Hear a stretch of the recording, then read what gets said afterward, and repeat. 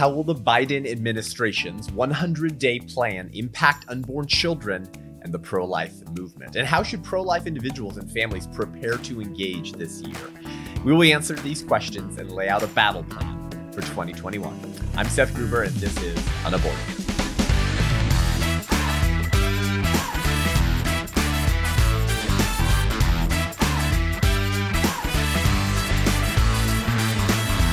Welcome to the show. Thank you for tuning in this week. Again, Happy New Year. I think we are going to be in for a whirlwind of pain this year, particularly in the womb, because we have elected the most pro-abortion political administration in American history, allegedly, putting aside any unexamined legal questions about the validity of the election. But of course, we're going to focus here on life and defending life and equipping you to engage to defend life as well. So I want to talk this sort of episode about what we're facing this year and what the Biden administration has signaled or out and out said they're going to do in their first 100 days to attack the preborn, conscience rights, and the pro-life movement. And then what all this means for us. This is a dark time.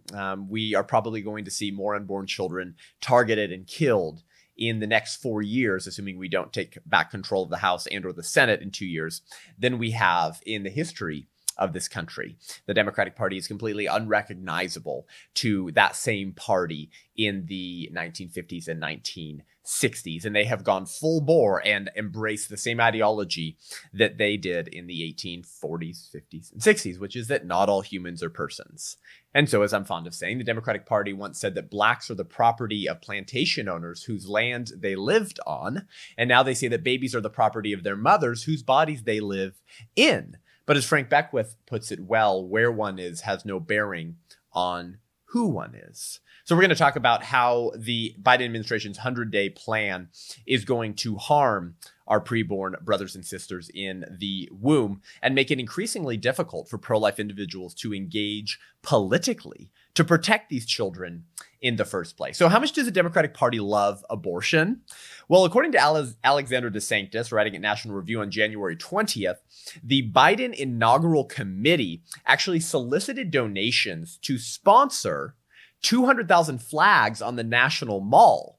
And they did this to sort of symbolize the people who couldn't be there. So it wasn't to symbolize the people who died from COVID and couldn't be there. It was to symbolize the people who typically would attend the inauguration. But, they said because of security and COVID concerns, it was a significantly decreased attendance. And so the donations that were accepted for these American flags as a way to sort of honor those who couldn't be there, actually went to fund radical leftist Democrats and even Planned Parenthood. Now, many people didn't know this, of course, because you didn't read the fine print, but in the fine print, it was very clear that these donations would be split between 100 Democratic and politicians and progressive political action groups, including Planned Parenthood, and that you'll even be automatically signed up for Planned Parenthood's email blasts on their newsletter list, all by probably just being a person of good faith and wanting to help put some American flags on the National Mall to celebrate this country and its, victories, supposedly in electing Joe Biden, and honor those who couldn't be there. So this is just sort of a sign of how much that party loves them some abortion. The second that they get political power again, they are using it to line the pockets of radical left Democrats and Planned Parenthood with cash that was coming from Americans trying to do a nice thing for the inauguration. Alexander DeSanctis puts this well. She says, this isn't terribly surprising considering that such a fundraising drive is being sponsored by the committee for an incoming administration that Planned Parenthood's executives are busy helping to staff. Of course, that's exactly right. Planned Parenthood, through their National Abortion Rights Action League and Planned Parenthood approval ratings and the donations that they give to political candidates, wield a lot of power in determining what kind of individuals get in what type of positions of political power within the administrative state. Now, this is ironic. It's just a point I want to make here. It's ironic that they are helping people sponsor a flag so we can honor the people who couldn't be at the inauguration due to public health concerns. That was sort of the reason, right? You can't have all these chairs and seating for all the people attending the inauguration because everyone will die from COVID and it'll be a super spreader, right? So they're saying we can't do what we usually do. We have to go out of our way to protect the vulnerable because of public health concerns for COVID, but also we're going to give the money that you donated to us towards the greatest endangerment of public health. Abortion. Abortion is the greatest endangerment of public health because it actually murders people who should be treated as patients and be given health care. Instead, we're killing 1 million babies in the womb every year, which disproportionately affects Black babies and leaves women with many significant physical and or emotional effects as well, because abortion is unnatural. So it's natural that there will be underlying consequences from having someone forcibly dilate your cervix to kill your child, or poisoning the lining of your uterus and your human baby so that you can finish college. So that's just highly ironic, but it's sort of par for the course for the party of abortion and infanticide. So what is the Biden administration's 100-day assault against babies look like? What have they signaled, or what have they promised to do in their first 100 days, which tends to be indicative of the direction of a political administration, and also tends to pack in the most that they will get done during their administration. So I want to address this to these whole life advocates in our midst, right? You're familiar with these people. I've addressed this before. People who say, I'm not pro-life, or I am pro-life, but I'm actually more whole life because I want to be consistent. And so I need to support all different types of life issues, right? So the term pro-life ends up getting watered down to include supporting quality of life outside the womb for those that it's not legal to kill. But of course, being against abortion and being pro-life is significantly more important because you're protecting life in the womb that it is legal to kill. So whole life advocates maintain that we should actually vote for Democrats because even though they're personally pro-life, those Democrats will address a broader range of life issues. And within that range, they lump in things like universal healthcare, universal basic income, perhaps immediate amnesty to all the illegal immigrants in our country, et cetera, et cetera. Federal entitlement programs to improve quality of life outside the womb. So they believe that human babies are an acceptable sacrifice on the altar of their quality of life outside the womb. It's a miscarriage of justice by any definition. So these whole life advocates are the type of people who enabled the Biden administration to win in the first place, because we had a whole bunch of evangelicals within American evangelicalism who would not vote at all or voted for Biden, abandoning the preborn at the ballot box because they wanted to be a consistent life proponent and be whole life. Well, here is what these type of people enabled through their vote. The very people who claim to be on our side, on the side of the preborn. Well, here is what you enabled through your vote. Documents leaked recently from the Glover Park group exposed, who is actually working with the Biden campaign, outlined exactly what his priorities are and early executive actions will be. And Live Action News does some good coverage of this, some of the first steps that Biden is promising and signaling that he will take within his first 100 days. So we're going to go through a few of these, and then I'm going to add one on to Live Action's piece on what to expect in the next 100 days, because I think it's an additional important point that's increasingly dangerous for unborn children. So the first thing that Joe Biden has promised to do in his first 100 days is to reinstitute the Mexico City policy. Okay, now the Mexico City policy is what enabled federal dollars to be used to fund abortions overseas. So literally your tax dollars were being used to fund abortions in different countries around the globe. I think at the tune of 100 million. So Live Action News reporting saying likely to be one of his first pro-abortion policy changes, Biden has promised to end the Mexico City policy keeping federal dollars from funding abortions overseas. President Ronald Reagan was the first to implement the policy, and it has been rescinded by every Democratic president and reinstituted by every Republican president since that time. So it's been an incredibly partisan issue. Every Democrat administration requiring your federal dollars to fund abortions overseas, and every Republican administration since Reagan keeping your federal dollars from funding abortions overseas.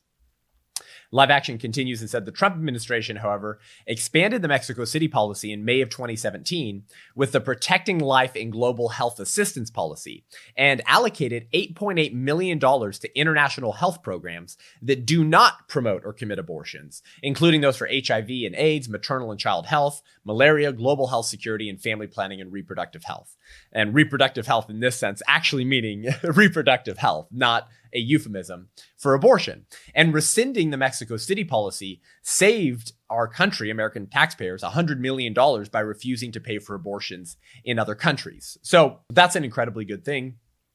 We also know that additional tax funding of abortions overseas does lead to increased abortions. There's been a study on that. That's just a common sense realization. If you give abortion rights groups lots and lots of money, they will be more effective in their goals and more babies will die because of it. Okay, so what else has the Biden administration signaled that they're going to accomplish in the first 100 days for their agenda, which will be a terror to unborn children? The second thing that Joe Biden has signaled he will do is to overturn the Hyde Amendment. Now, the Hyde Amendment is something that Joe Biden has actually supported his entire political career. And I've talked to you about this before, right? The Hyde Amendment keeps federal dollars from funding abortions through Medicaid reimbursements, right? Because many families would kill their child through an abortion if they knew that they could get reimbursed after paying for it. Many families who obtain abortions are a little bit poorer, and so they actually won't get an abortion if they can't get reimbursed through Medicaid. So because of that, the Hyde Amendment has saved over 2 million babies since it was instituted in 1976. And this has been a rather, as opposed to the Mexico City policy, the Hyde Amendment has been a piece of incredible bipartisan legislation. Every presidential administration has actually kept it in place and supported it across partisan lines. And this was initially released in 1976 when it was included as a rider in a Health and Human Services Appropriations Bill. And that was thanks to Henry Hyde, who it is named after. If you want to learn more about how the Hyde Amendment has actually saved babies at the tune of almost 60,000 a year, you can go to hellohyde.org, and it sort of explains all of that.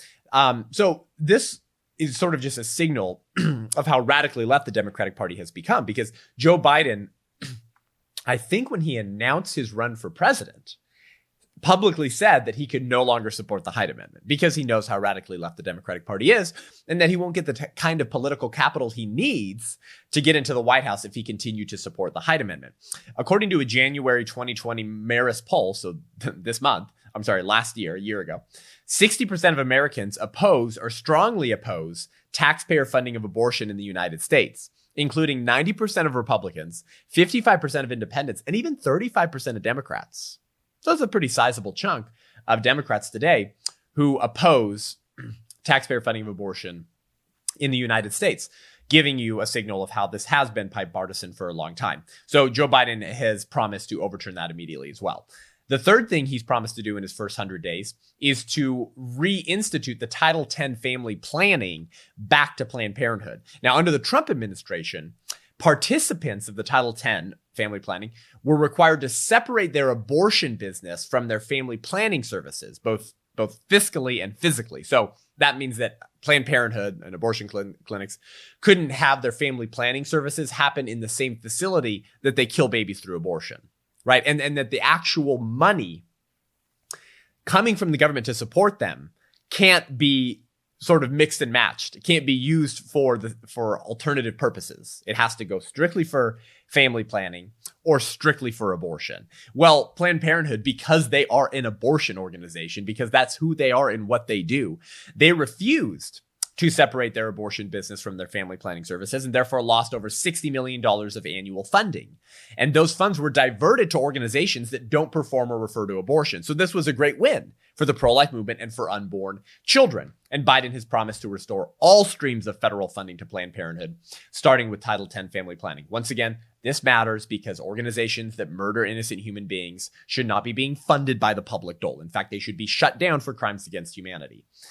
Okay, so the fourth thing that Live Action includes here in their coverage of what Biden is planning to do and promising to do in his first 100 days is reinstitute the contraception mandate. Now, you might remember this because this was the whole debacle with the Little Sisters of the Poor lawsuit, right? So under Obama, the contraception mandate mandated that the contraception coverage in the Affordable Care Act required private insurance plans to cover the cost of birth control with no copayments. Private health insurances, right, had to cover insurance plans to cover the cost of birth control. Well, the Trump administration enacted a policy that allowed employers to make religious and moral objections to the mandate. This decision was upheld by the Supreme Court in the case Little Sisters of the Poor versus Pennsylvania. Little Sisters of the Poor are a bunch of nuns, okay? Nuns take an oath to not get married and not have sex, meaning they would not want birth control. Secondly, Catholics are opposed to birth control in the first place. And that's not even getting into the debate over what kind of quote unquote birth control could be abortifacients. That's just to say, period. Like even condoms and diaphragms, Catholics are opposed to using birth control. So the federal government was trying to force nuns to cover either abortion-inducing drugs and or non-abortifacient birth control measures for women who will never use them because they've taken an oath against using them. That's how important it was for the federal government to protect their greatest sacrament, abortion, and force others to fund that sacrament.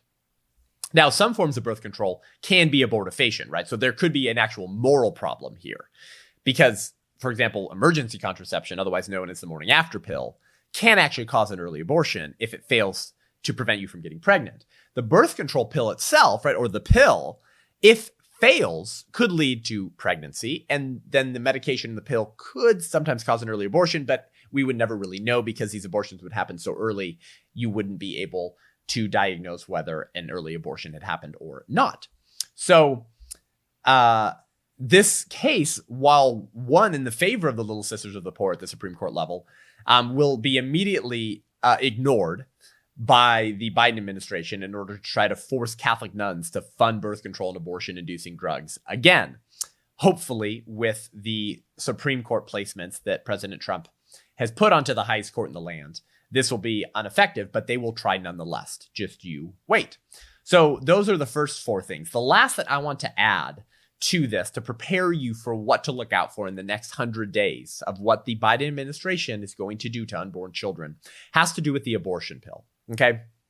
And I want to give you a brief overview of this if you're a new listener to the show and hadn't listened to some of our past episodes where we addressed the abortion pill and the legal battles happening in 2020 over how the abortion pill can be prescribed and handed to women seeking the abortion pill. So the FDA has these risk evaluation and mitigation strategy safety requirements, or REMS. They're REMS requirements that they put onto the sale of the abortion pill. And so the REMS requirements have required that a woman seeking the abortion pill must get it over the counter after an in-person evaluation. So she can't just order it on Amazon or Walmart, okay? The RU486, like the abortion pill, you take it after you know you're pregnant. It's taken up through 10 weeks. And it's taken in two different regimens. The first regimen poisons your baby to death, starves them to death, cuts off all nutrients through the umbilical cord. And the second pill forces your uterus to have contractions, so you dispel your dead baby in the toilet. That's the abortion pill. Women have never been able to get the abortion pill just ordering it online, right? They had to go into an in-person evaluation. The reason for that was to protect the women. So it was a bipartisan policy because it wasn't necessarily about protecting the preborn, though obviously the abortion pill should not be on the US market because it's a deadly drug and kills babies. But the reason for these safety requirements was because if they weren't there, women's lives and health became more endangered. Here's what I mean by that. If a woman doesn't come in for an in-person evaluation before she gets the abortion pill, which includes an ultrasound, then you cannot diagnose if and when a woman has an ectopic pregnancy. An ectopic pregnancy is when the baby implants in the fallopian tube and not the uterus. If the baby implants in the fallopian tube and the baby starts to grow, which it will, the fallopian tube will eventually burst and mom and baby die.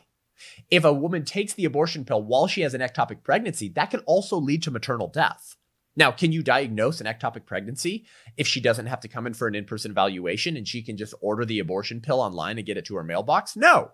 So that's one reason why the in-person evaluation requirement was put in place. The second is because many women misdiagnose the gestational age of their pregnancy, or their baby, of course, not to use euphemisms. The pill's only taken through 10 weeks. So what if a woman thinks that she's 8 weeks, but she's really 12? Right? My friend Dr. Brent Bowles, an OBGYN in Nashville, Tennessee, told me that during any course of time, if he looks at the bulk of all of his patients that he's currently seeing, roughly 30% of them were anywhere from 1 week to 6 weeks off of the gestational age of their baby, of what they thought.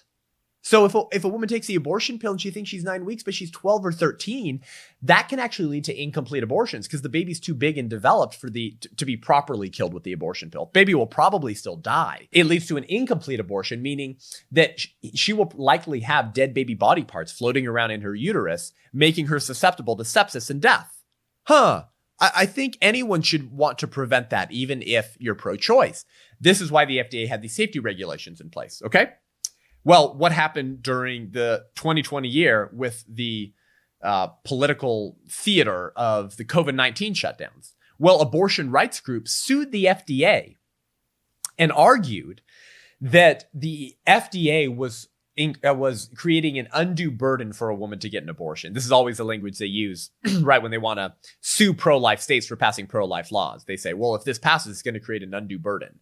And the Planned Parenthood v. Casey decision in the early 90s said that you can't create an undue burden for a woman to get an abortion. So that's what they argued, right? And they said the undue burden was that you're forcing a woman to go outside during a pandemic. You're forcing her to go to a doctor's office with an appointment with one other person who is also wearing a mask, which I thought was a magically protective thing.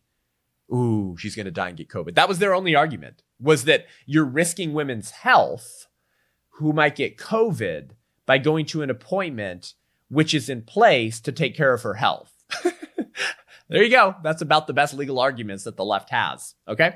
So a federal judge by the name of Theodore Huang, I believe, total pro-abortion hack, ends up requiring the FDA to temporarily suspend the enforcement of their risk evaluation mitigation strategy safety requirements, enabling women to get the abortion pill without an in-person evaluation, endangering their health for the reasons that I just went through. Okay, so that's the background of what's been happening. Well, there was good news recently.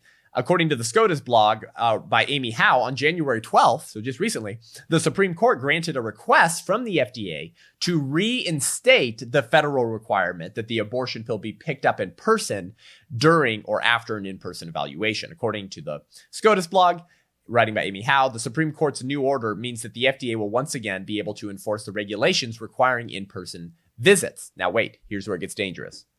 Although its willingness to do so could change once the administration of President-elect Joe Biden takes over next week. Of course, now he is the, duly elected president. Okay, so because the FDA is a federal branch, right, the Federal Drug Administration, or Food and Drug Administration, but it's a federal branch, Biden's just going to pack it full of leftists who love abortion, who will probably not enforce the risk evaluation mitigation strategy requirement because leftists will be screaming bloody murder at the Biden administration with the most pro-abortion vice president in American history until they allow women to get telemedicine abortions and have it shipped to their mailbox. So that's what's waiting down the pipeline. So there was this great news at the Supreme Court saying that the FDA does have the authority to enforce their safety regulations, but that could all change with this new administration. She goes on and says, although Tuesday's ruling gives the FDA the green light to reinstate the in-person requirement immediately, the Biden administration could opt to waive the requirement either for the duration of the pandemic or more permanently. And the reason why this is particularly significant and increasingly dangerous for the unborn is because 90% of the annual abortions are performed in the first trimester, okay, according to the Gruber Institute, Planned Parenthood Statistical Research Branch. 90% of the annual abortions performed in the first 12 weeks, with 80% happening in the first 10 weeks. And remember, the abortion pill's taken through 10 weeks. So 80% of the murdered unborn children in America could be murdered exclusively by the abortion pill. That's a massive profit opportunity for the abortion industry. This would essentially digitize the abortion industry through telemedicine, making it nearly impossible for pro-lifers to picket or sidewalk counsel outside of abortion clinics because they've been digitized. A woman just jumps onto a FaceTime call with a physician somewhere in her state. He approves the abortion pill to be sent to her mailbox. How do you save those children who are on their way to death row? How do you do as Proverbs 24:11 says and hold back those staggering towards slaughter when the thing slaughtering them is coming in her mailbox and going straight into her mouth to kill her baby and dump her baby into the toilet? Do you see why this is so dangerous for unborn children? And this also proves why it's so important for Christians, for conservatives, for pro-lifers to engage politically, to become, political hacks, if you want to label me that, because I'm willing to engage in the political work necessary to protect the preborn, who will increasingly be targeted by a pill that a federal branch of the government can just greenlight shipping all around the country to your daughter's mailboxes and to their dorm rooms. Increasingly sick and dangerous. So these are the first things that the Biden administration will attempt to accomplish in the first 100 days. Take it to the bank and look out for it, because this is all coming down the pipeline very soon. But take heart, be of good faith, okay? I know it's discouraging and tragic. With so many successes in the last 4 years, we're now losing the chance of 4 more years of pro-life accomplishments, of more Supreme Court appointments, of more federal court appointments, and of defunding Planned Parenthood. All of these accomplishments and hopes are deteriorating with a political administration that is more harsh and opposed to pro-lifers than any that we've ever seen before. But don't lose heart. Take heart. Because in this world, we will have trouble, as Christ tells us. But he has overcome the world, and we are not of this world, but we are aliens in this land, for our citizenship is in heaven. And so we are called to seek the good of the city while we are here as aliens, as foreign aliens, seeking the good of the city that Christ has put us in exile in. And so take heart, continue to engage, continue to listen to the show, and continue to equip yourself to engage at such a propitious and important moment. You know, this month marks 48 years of legalized abortion. That is both horrific and can feel discouraging. But remember, the abolitionist and civil rights struggle to achieve full equality before the law for Black Americans was a long, long, long struggle. And most of you listening to the show were probably born after abortion was legalized. And even we can feel discouraged at the political setbacks after so many accomplishments. But the abolitionist movement came fully onto the scene around 1830. Think about that, right? This country began in 1776, at least as a legitimate form of government. And the abolitionist movement came onto the scene around 1830, with slavery being abolished in 1865, but only achieving full equality in the Civil Rights Act of 1964. That's 134 years. 134 years from the genesis of the abolitionist movement until Blacks had their natural rights respected and protected, full equality before the law. We are not anywhere near that, right? 134 years compared to 48 years. Unfortunately, of course, abortion has killed far more innocent human beings, far more Black human beings, period, than slavery ever did. But take heart. Don't lose heart. Continue to engage. The fight is well worth engaging in, and we know that it's one that deserves our attention, and it's one that we know as people of faith will be rewarded for advocating in. So we're going to get to the pro-life battle plan for 2021 next, and I want to give you some steps and encouragement of what you can do as an individual and in your family and in your faith community to defend life this year. But first, if you like this show and want to hear more great content and commentary from the front lines of the pro-life movement and the abortion wars, then consider becoming a patron of the show. You know, there's a little bit of censorship going on, in case you hadn't heard, kind of the duly elected sitting president of the United States of America being censored and banned from Twitter while he was still the president. If they'll do it to him, they'll do it to you. We know that pro-life groups like Live Action have been censored for years. And so if you want to support pro-life information and pro-life ideas in the new public square, which is the internet, which is social media, to change minds, change hearts, and save lives and fight for the soul of this country, then consider supporting this show. Go to patreon.com/unaborted and check out our really fun tiers and perks on there. There's 9 different tiers. Each tier gets you a little bit more exclusive access or content or perks that you'll get. And we're going to roll out some new perks on there soon as well. So take a look at that. Support the show. We really appreciate it. And we'll be right back with a whole lot more.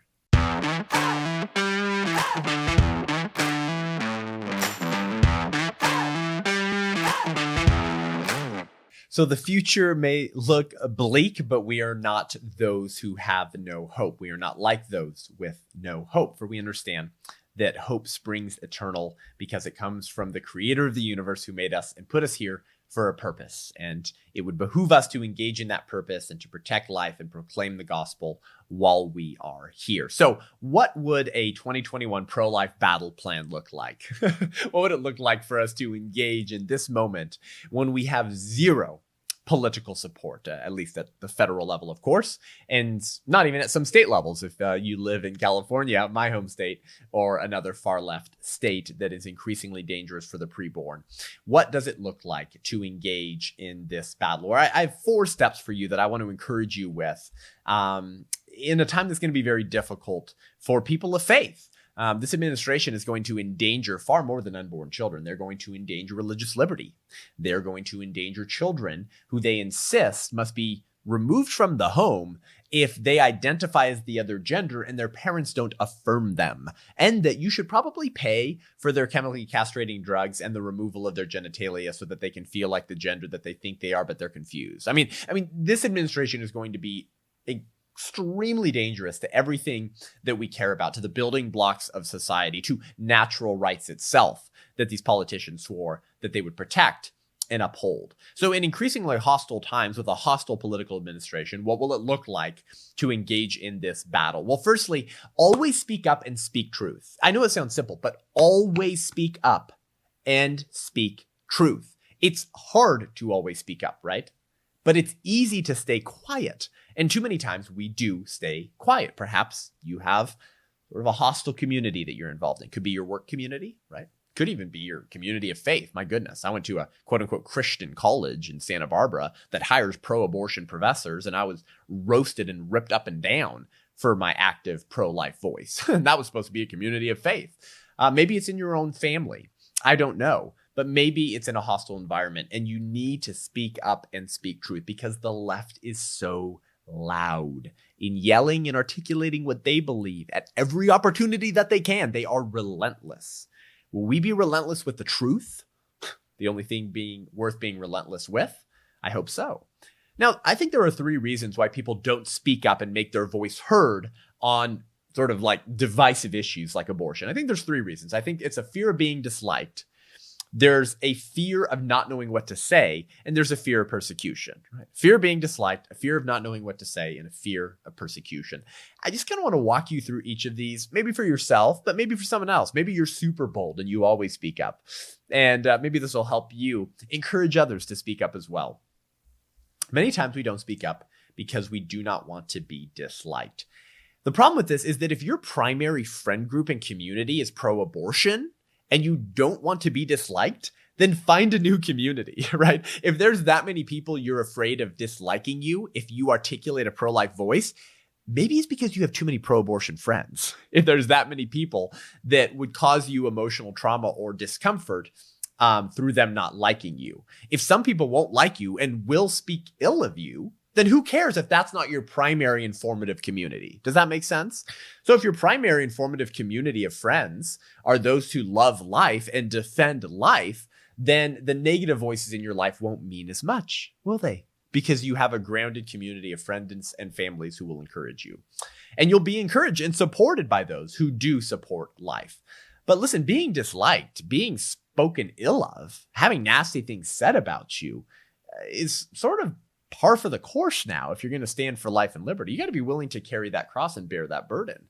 And our Savior tells us that. Jesus tells us in Luke's gospel, "Woe to you when everyone speaks well of you, for that is how their ancestors treated the false prophets."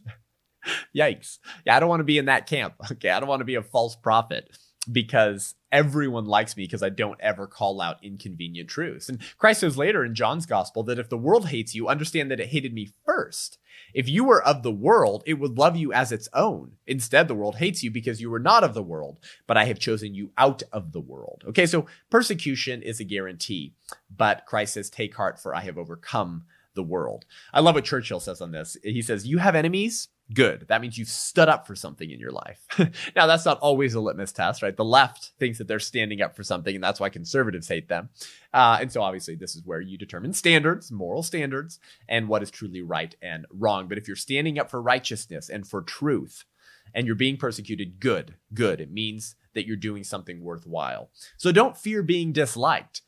Find people, do life with people, befriend people who stand with you and hold your same values so that the negative voices won't be ultimate. And then there's a fear of not knowing what to say, right? And I think this is true for a lot of people. Maybe this is why you're listening to this show. You're afraid of not knowing what to say on your college campus amongst your friends when people hurl pro-abortion bigotry at you. Well, first, I don't ever want you to use that as an excuse to not speak up. Never wait until you feel like you know everything before you speak up, because you'll never know everything. Just begin speaking up and engaging, right? Practice makes perfect. As you begin to make that a routine, to speak up, to call lies lies, to advocate for the truth, you'll become more confident in doing so. And it's okay to not know everything. It's okay to not always have the answer. That's totally fine. I sometimes still forget the right answer, or I don't remember it, or I'm not sure what to say. Admit that and then go find the answer. But get equipped, okay? Don't make it an excuse to not speak up because you don't feel equipped. Dive into pro-life books. Listen to every episode of this podcast, right? Watch pro-life talks. Watch pro-life debates between the top philosophers advocating for each position. And if you want to get more sort of exclusive training from me, you can actually become a patron of UnAborted, as I talked about in the break. But if you sign up at $35 a month or more, you'll actually get access to our monthly video chat small group, where you can chat with me, ask me questions. We kind of all hang out, talk about whatever you want, okay? So that's more sort of direct access to get equipped and engaged as well. And I believe if you sign up at $50 a month, I'll actually do a one-on-one training with you for an hour to give you sort of the mental philosophical scaffolding you need to become a pro-life ninja. Okay, so there's a fear of being disliked. There's a fear of not knowing what to say. And then there's a fear of persecution. And, this is becoming increasingly true today, isn't it? Where cancel culture is a real thing. People's lives have been ruined and their livelihoods because of cancel culture, because they articulated their beliefs, something that the majority of the people that they worked with didn't like, right? It could be pro-life. It could be, it could be being a fiscal conservative today. It could be calling men men and women women. It could be saying that it's wrong to pump minors full of chemically castrating drugs. Whatever it is, you might get canceled. And this is very destructive on families and individuals. So there is an increased risk and fear of persecution today in America, more so than there's ever been before. But silence out of fear is exactly what the enemy of your souls and the pro-abortion movement wants, is you to be silent, because then there's no threat. They don't care that the reason you're silent is because you're afraid of the backlash of the persecution. They know that that threat is simmering there. That's why they love cancel culture, because it helps cancel and silence those that they don't like, because you're not a threat. Now, thankfully, persecution in America is nothing like persecution abroad.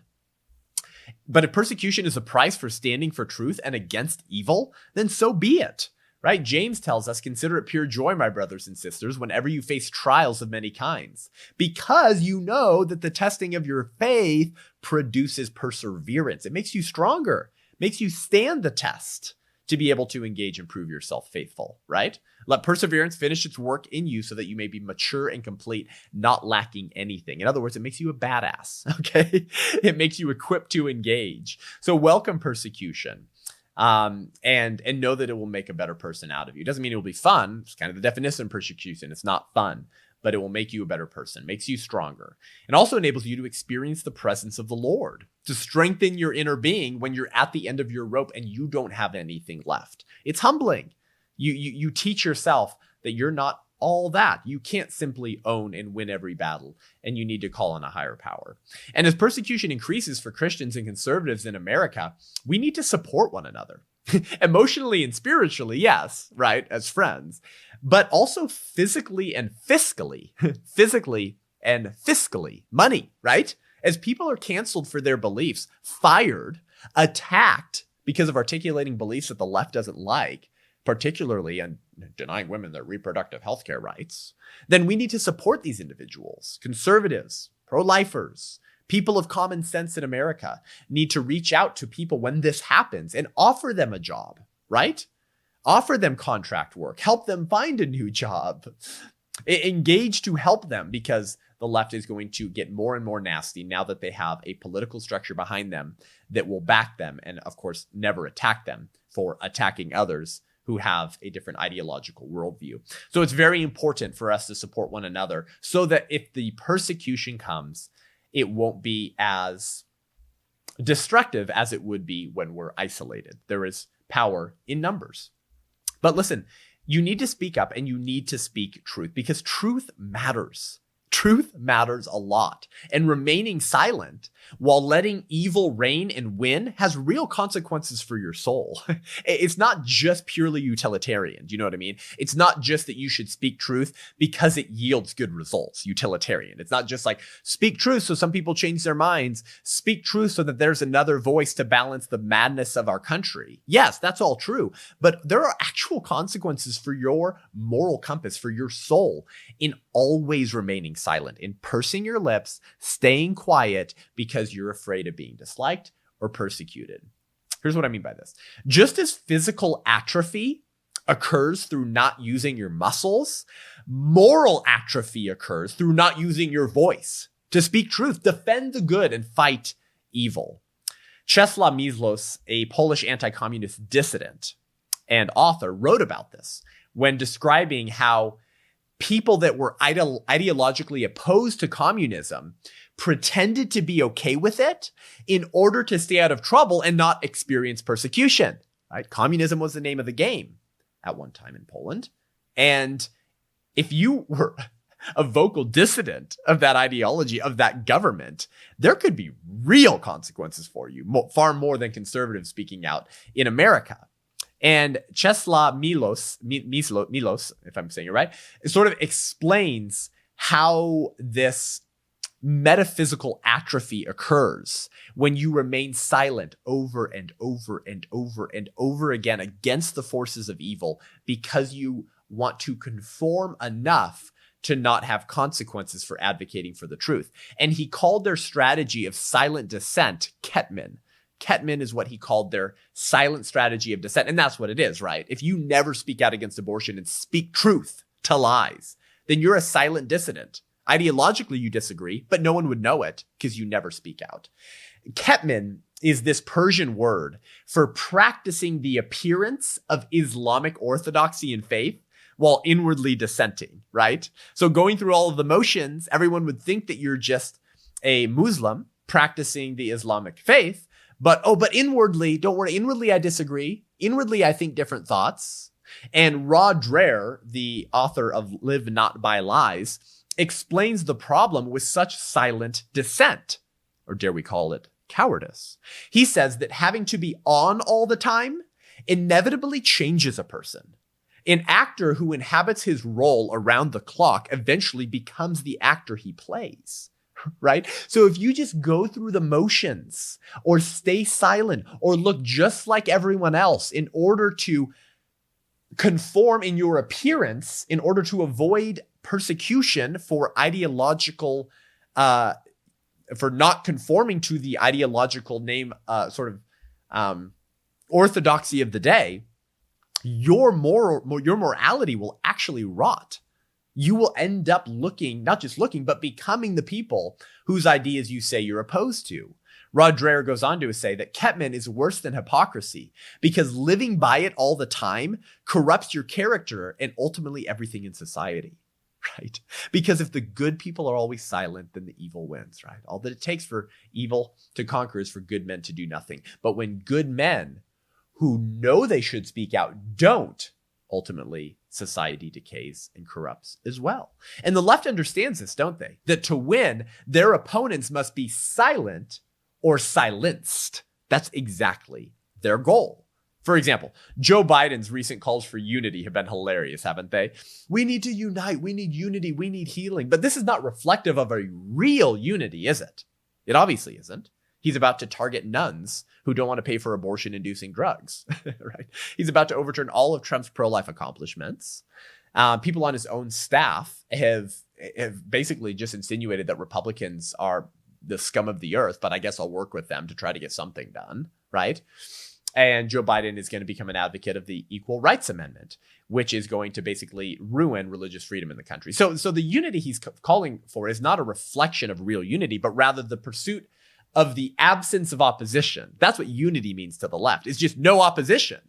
Well, how do you accomplish that? You silence your opponents, right? You scare them into silence. So on the outward appearance, they look just like you, but don't worry, they're silently dissenting in their thoughts that you can't see, right? That's the whole point. That's what they want. When we're silent, they win. And there could be no other issue for which silence is more deadly than abortion.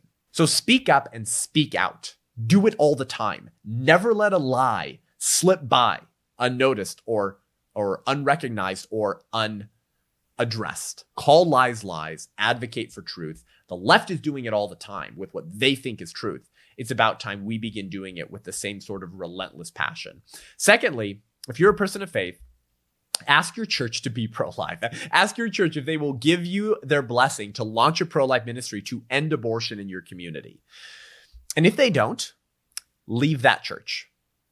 Leave that church, tell everyone else who's there who is pro-life and cares about protecting the unborn to leave it as well. And tell them that the reason you're leaving is because you graciously asked for the opportunity to start a pro-life ministry there to end the slaughter of babies in the location where our Savior entered human history in, and the pastor said no. Don't tithe to churches who are silent on the genocide of baby image bearers, or like Tim Keller say, oh, I'm pro-life, but I'm not going to tell people how to vote because that's wrong, because we have liberty of conscience to vote however we want.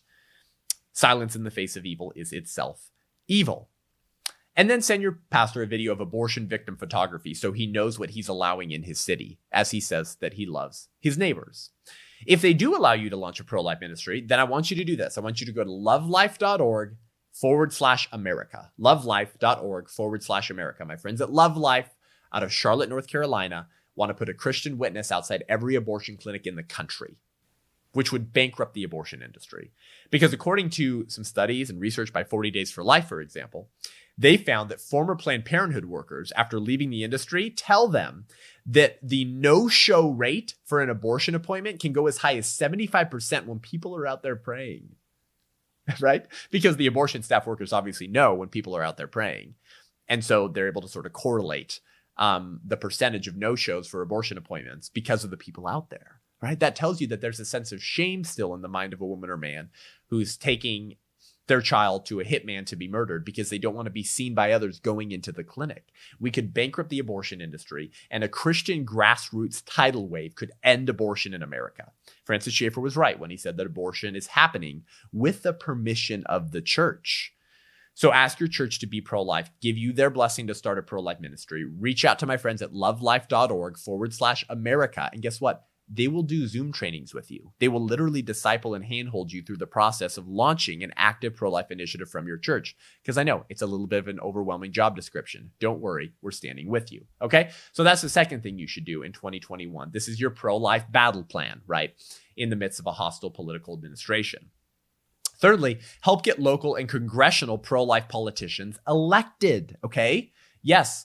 Politics is downstream from culture. Yes, you must change the culture, and you'll see those changes evidenced in your politics because your politicians are products of the culture. Yes, that's true. But sometimes it's a two-way street. Sometimes culture is downstream from politics. For example, was our culture ready for abolition in the 1860s? No, it wasn't. We had to fight a civil war over it. We were not ready for abolition. But it was important to put the political line in the sand to say this has to stop now, because it's disgusting, evil, and immoral, and it calls into question the very premises of the Republic, which is that all men are created equal. Well, that political lesson led to cultural reform as well, and I can give you more examples as well. So that's very important. We must engage in the political sphere, get local and congressional pro-life politicians elected. Politicians with spines of steel, not fake, squishy pro-life fakes who pay lip service to the pro-life movement to get our vote and then don't do anything. So call your legislators and demand pro-life action. Susan B. Anthony List has a great resource on their website where you can see the pro-life scorecard of politicians. Okay, so you can go to www.sba, that stands for Susan B. Anthony, sba-list.org/scorecard. And you can search by politician and by your state or district. Also, donate to Republican candidates with a pro-life spine of steel. If you have the means, if you have the money, put your money where your mouth is. Understand that the way that you protect the preborn is by making it illegal to kill them. And the way you make it illegal to kill them is by giving your consent to politicians to govern us who will include the unborn in those that they believe that they represent and protect. Donate to pro-life Republicans. And Susan B. Anthony and other groups will also release a pro-life voter guide before each election. And you can find those pro-life voter guides fairly easily. I want you to remember the significance of taking the House and the Senate back in 2022, okay? Right now, the Senate is tied 50-50, making Kamala Harris the tie-breaking vote. Yes, that is a terror to unborn children and should scare you as well. In the House, I believe we're anywhere from 8 to 12 seats in the minority. I think there's going to be a massive backlash to the radical leftist agenda of the Biden-Harris administration in 2 years. It's very important for us to gauge in that political sphere, to take the House and the Senate back ideally, and to put that sort of check on power, a political power that the left is very intent on abusing as they basically crap on the Constitution and rip it into shreds in order to reign in their leftist utopia. It's very important that we engage in that political sphere. The left's been doing it for a long time. It's high time that Christians do as well, and not make excuses. Oh, my witness, I'll harm my Christian witness if I engage in politics. Well, I'd rather have godly men and women engaged in politics who govern us than pagans who hate God and will target pro-lifers and Christians. The left is increasingly committed to political action and activism. Will Christians wake up in 2021 and begin contending in the political arena now that their quote unquote right to even gather and worship is being taken away? I certainly hope so. And lastly, support pro-life organizations and pro-life information. Pro-life information and content, right? There's a lot of censorship going on right now. Just wait. They're already taking out the sort of the biggest influencers on the conservative side of the aisle, and they're going to continue working downstream, targeting smaller and smaller voices or those who are gaining attention online. Remember, social media allowed conservatives to get their messaging and voices out in a way that the mainstream media was not allowing them to, because most of our mainstream media networks are leftist hacks, right? So they control the flow of information and the narrative around political events. Social media enable conservatives to put out their content, to have their voice, and have it go viral to reach Americans, the electorate, those who vote, those who determine the future of this country. The left doesn't like that. They only want singular voices who represent their ideology and worldview. And so voices who make persuasive cases for conservatism, and what's more conservative than conserving the life of individuals in a country built on life, are going to continue to be targeted. Now, if you listen to my show, if you follow me on social media, I don't even have 10,000 followers on Facebook, but they're going to continue coming for content and content producers who present a view of the world, right? Who present an alternative message that is persuasive to coming generations. And so you need to support pro-life organizations with your money, and those people like me and Live Action and others who create content to break through that infrastructure to change hearts, change minds, and save lives. So if you want to support this show, again, I know I pitched it a lot, but this helps insulate ourselves. This helps us be able to create content. If we have to go to different platforms, to be able to go to those platforms and be able to continue creating this content to reach young people. If we are deplatformed, or if our followers are just sort of seemingly dissipated. So go to patreon.com/unaborted. Go to Live Action, support Live Action. They're the digital leader of the pro-life movement. Find people whose messages you believe are important in these culture wars, in these abortion wars, and support them. So those are my call to arms. That's my 2021 pro-life battle plan for you. Given everything that I just said, the Biden administration is going to try to accomplish in just the first 100 days. And if we don't take back the House and or Senate, it's going to be 4 years of this madness, and millions of more children will be murdered, in large part because of the silence of the church, who won't stand outside these abortion mills to end abortion. And I believe that if we end this and we turn from this as a country, it's quite possible that God will have mercy on this land and we will enjoy the fruits of liberty, unlike we have in a long time once again. Because if you don't get the right to life right, you won't get any other rights right. A country that murders its own children will not forever prosper and succeed. God will not put his blessing on a country that murders 1 million of his image bearers every year in the womb. But if we can correct on this most hotly contested and debased moral issues of all, I believe we will get so many other issues right as we get the moral hierarchy right and a recognition of where our rights come from, God himself. So thank you for tuning into the show. Thank you for listening. Buckle up. This is going to be a wild year. Tune into the show. We're going to keep you educated and equipped. Thank you so much, and Godspeed.